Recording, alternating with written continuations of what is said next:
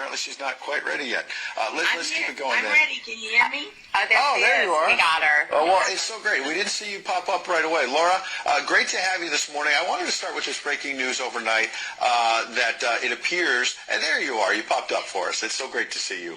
The Daily Mail has a very interesting story that's saying that Vladimir Putin essentially may be running out of bullets, that he might have a week and a half, 2 weeks max. He's losing warplanes, tanks, all the rest of it. He obviously went into this thinking he was going to bulldoze his way through Ukraine. He's obviously caused a lot of destruction. Don't want to minimize the fact there's over 2 million refugees. But this has not gone as well as Vladimir Putin expected. I don't buy it for a second, Ed, I'll be honest with you. I really think that there's so much misinformation. We've never really seen anything like it. I mean, I've been covering wars now for 35 years, and I have never seen people with their nails done in the Ukrainian flag, right? I mean, we're being corralled into this box where we either have to hate Vladimir Putin and believe everything evil that's said about him and love Ukraine, and there's no in between. And that reminds me a lot of you're either, a white supremacist or you go with the Democrat narrative on everything under the sun. So Vladimir Putin knew exactly what he was doing when he went into Ukraine. The Russian military isn't perfect. They, for example, I've spoken to multiple defense specialists and intelligence specialists from a Defense Intelligence Agency who've studied the Russian military for years. They do have a difficulty mounting complex air operations because they do very little training hours in comparison to, for example, the United States air assets, right, our fighter jet pilots. But Russia is not struggling. What Russia has done from the very beginning has been very strategic. They didn't go straight to Kiev.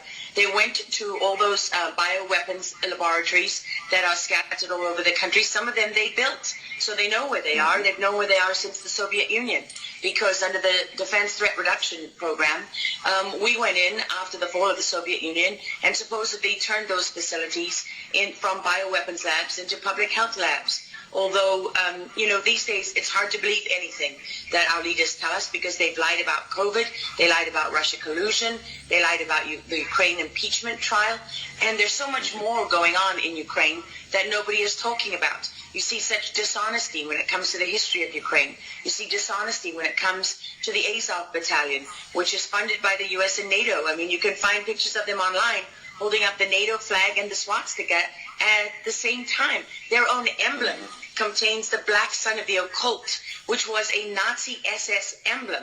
And it also contains the sideways, lightning insignia of the SS. I mean, this is on throughout the Ukrainian military. You can see that black sun of the occult on their body armor, even on the female soldiers who are paraded in front of the world as being, such an example of Ukraine's independence and spirit and nobility. Even they are wearing the black sun of the occult. And, the White House wants you to believe, well, this doesn't matter, it's just a small number of troops. It's not true. The Azov Battalion has been murdering its way through eastern Ukraine. Yeah. We don't want to admit this. This was why Crimea voted for independence. This is why Crimea wanted to be with Russia.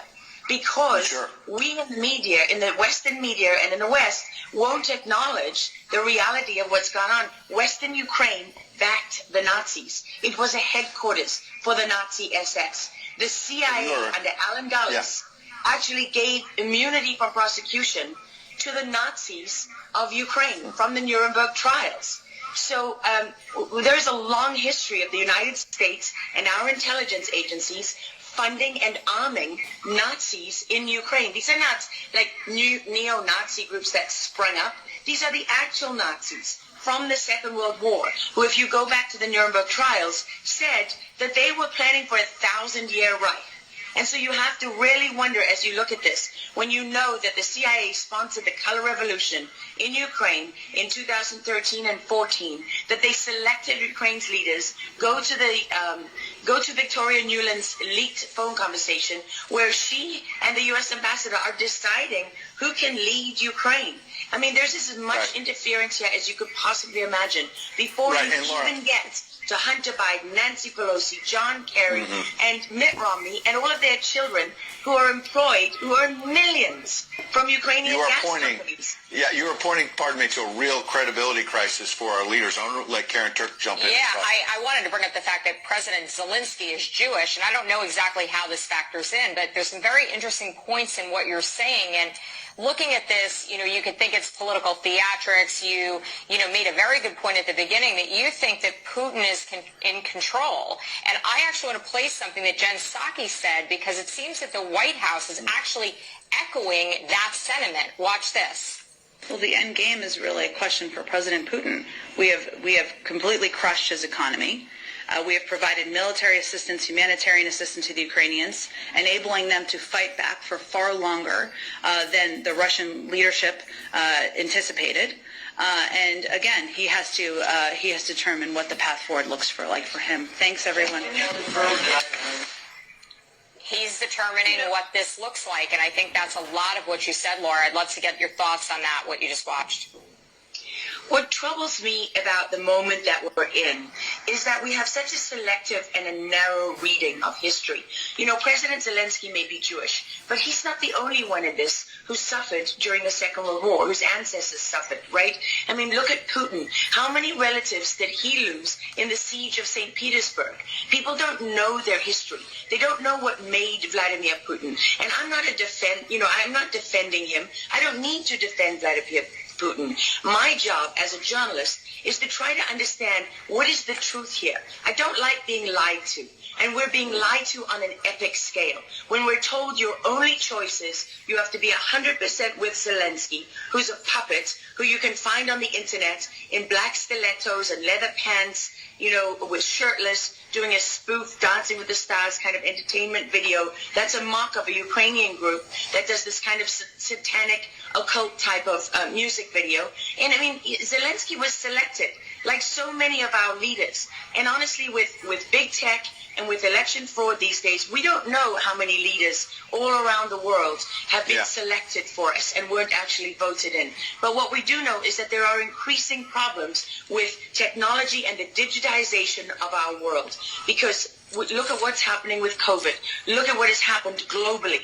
We are fighting the same battles all over the world. To pretend that this war is about Russia and Ukraine is just a barefaced lie. If Putin has been warning for 15 years that he is not going to stand by while the globalists take over the world, build bioweapons facilities and whatever else they're doing in Ukraine. Ukrainian oligarchs. Ukraine has been a center of money laundering for, many of the leaders in this country. For how long? Billions of US dollars have been laundered through Ukraine, and we say nothing about it. These are our tax dollars. I mean, before the impeachment trial, had you ever heard of anyone in the United States, us bringing in foreign governments to the White House for anti-corruption training? I mean, does nobody question these things? Why do we not question them? We have an idiot like Lieutenant Colonel Vindman who goes at the impeachment trial and sits there as a lieutenant colonel. He didn't even make colonel. And he's telling the President of the United States what his policy should be. You have a traitor in the form of Maria Yovanovitch, who was Obama's ambassador, who's telling Ukrainian government officials, don't listen to the will of the American people.